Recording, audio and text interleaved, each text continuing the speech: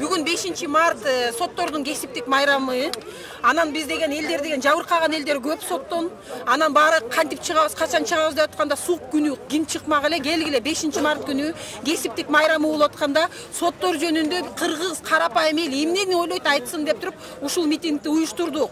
Региондордон келишти, Өзгөн, Жалал-Абад, Каракол, Акталалардан бери келишти. Анткени уже бул жерине батып 6-10 жылдан бери акыйкаттыкты таппай аткан кишилер ушинтип келип беришти. Бүгүн биз деген чыккан маселебиз мындай болду. 8 февралда Коопсуздук кеңешинде президент менин коррупция менен күрөшкөнгө саясий эрким жетет деди. Биз колдойбуз. Анткени биз коррупциядан тажадык. Биз деле өнүккөн мамлекет болгубуз келет. Биздин элибиз деле башка мамлекеттерге кетпей ушул жерде иштегенин каалайбыз. Эми 1 айдын ичинде биз ушул маселелердин баарын жиберип турабыз. Жалпы республикалык ушундай кыймыл түзөбүз.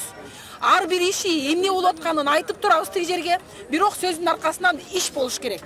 Мына бүгүн биз деген жогорку сотко кетип аткан судьялардын ысымдарын баарын атадык.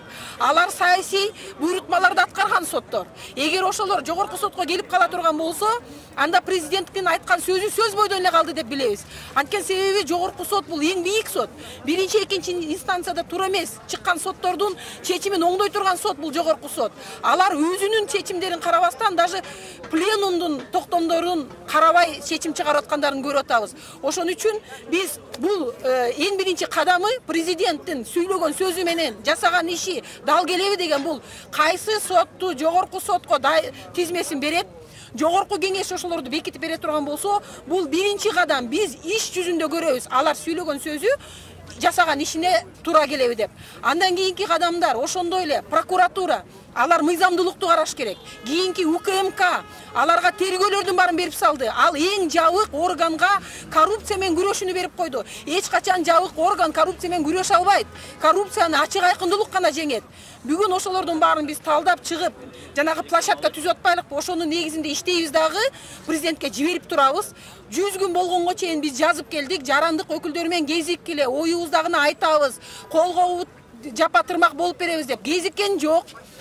Мейли, биз уже кезигүүнү да талап кылбайбыз, бизге кереги жок.